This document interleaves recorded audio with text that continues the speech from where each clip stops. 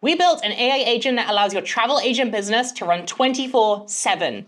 It uses AI to have a conversation with a customer, collects up all of their needs, and then saves them to a Google Sheet.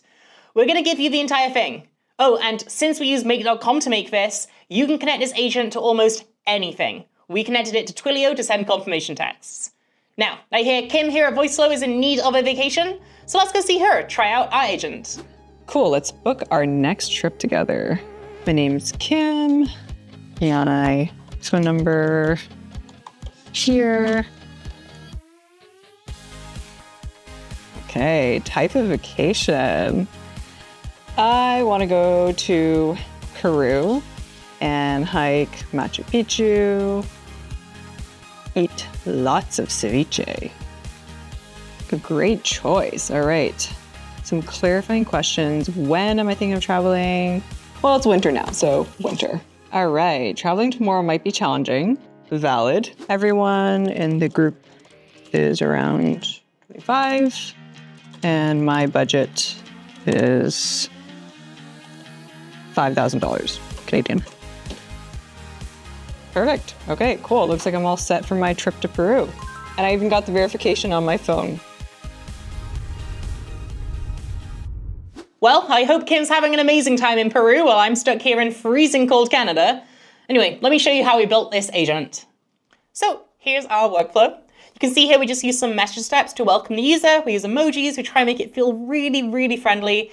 And then we ask for some personal information. Now in our case, we ask for name and phone number, but you could ask for email, you could ask for address, you could ask for basically anything. I just chose these because they're nice and simple and give you a human touch. You call back the person.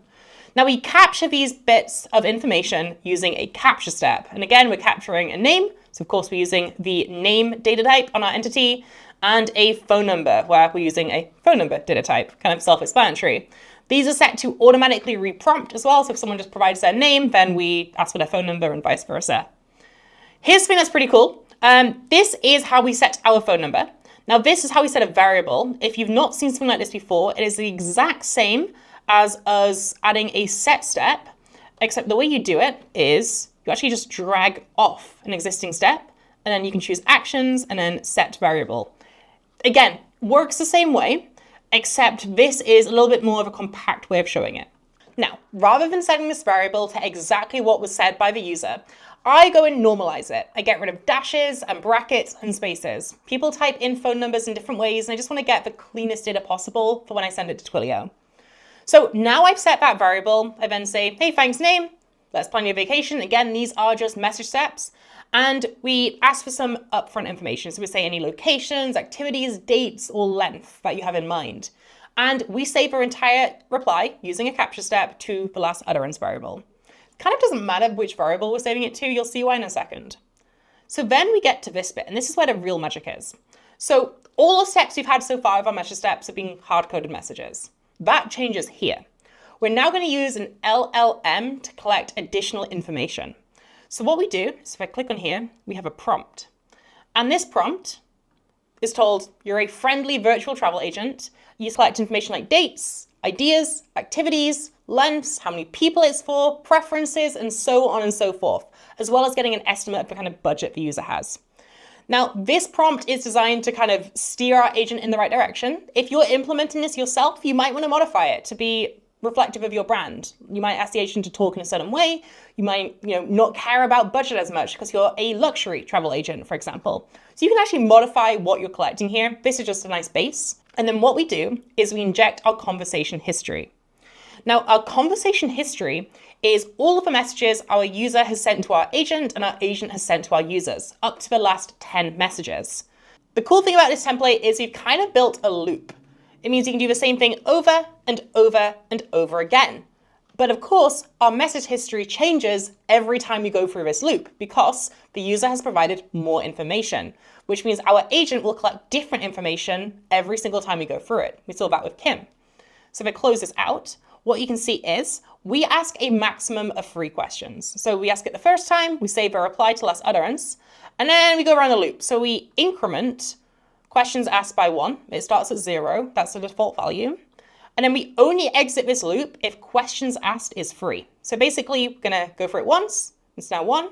Go for it again, ask for some more information. That's 2. Go for it again, ask for some more information they haven't already provided. That's 3. We've saved our reply. We've got all of that in our conversation history. And now questions asked is 3. So we move on to summarizing this. So we're just using a set step, but it's using AI. And this is yet another prompt. So if I click into here, I'll show you the prompt. And what we do is we say you're a helpful assistant. Your job is to summarize a conversation with a virtual travel agent and a customer. Respond with a bullet pointed summary. And then we inject the message history as our user's message. That way our prompt knows all of the conversation history and it's just going to turn it into some useful bullet points for us. I'll show you those bullet points shortly. Then what we do is with all of those bullet points, we send them over to make.com. Now make.com, if you've not used it before, lets you build out really cool little things. If you use Zapier, it's similar, but lets you say, hey, connect to this, connect to this, connect to this, and do these actions. So connect to Google Sheets and add a row, or connect to Twilio and send a message, or in our case, both. And then we say, thank you for all that information, we'll get back to you, or if something goes wrong, we show an error message.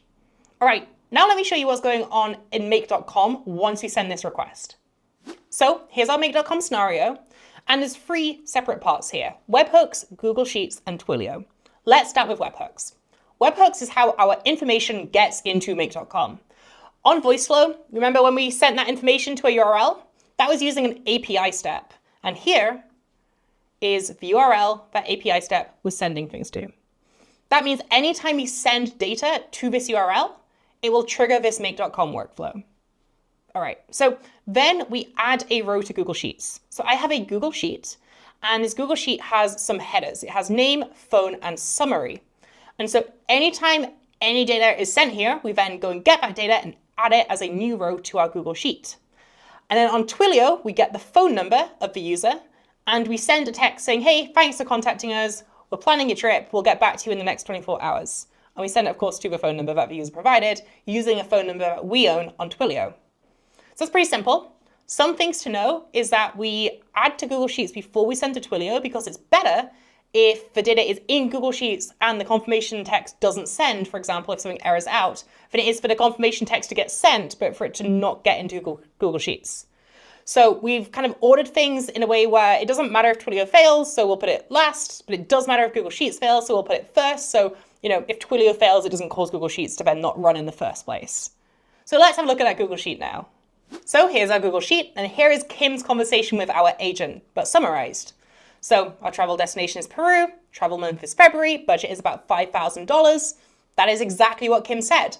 But we've summarized it into bullet points, and we've kind of got a key traveler interest as well as some recommended next steps. If you don't need next steps, but would like the agent to provide ideas for activities, for example, you can modify the prompt to do that too.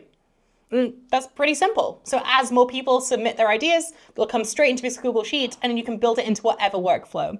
Or if you prefer to save it to Airtable or a different tool entirely, you can do that using make.com. Oh, and just to prove we're not doing anything crazy to get that data into make.com, it really is as simple as it sounds. If I click on our API step back in Voiceflow, you can see here, this is the URL we're sending data to. This is the form data we're sending. And then we just say, here's the name, here's the phone number, here's a summary. It is the variables or the entities that we captured. Nothing more fancy than that. And again, this is a really simple example of what is possible. You could add basically any steps in your make.com scenario. For example, you could automatically add a Google Calendar reminder to call the customer in the morning. And because you're a very fancy boutique travel agent, send them a Stripe link to pay $250 for a consultation for their travel booking. You really can do basically anything with all the tools that you can connect. So that's how we built an AI agent for travel agents. Bespoke tools, like this one, are great for industries where a human touch is needed, and there aren't necessarily APIs easily accessible. It's like lead capture, but so much better. And for industries like travel agencies, where customers might come in at any time, 24/7, AI agents are an ideal way of serving customers. If you want to start building with this template and trying it out for yourself, click right here to get started. Oh, and if you want to see another really cool travel industry example of Voiceflow in action, Pete built an advanced airline check-in flow. Check it out here.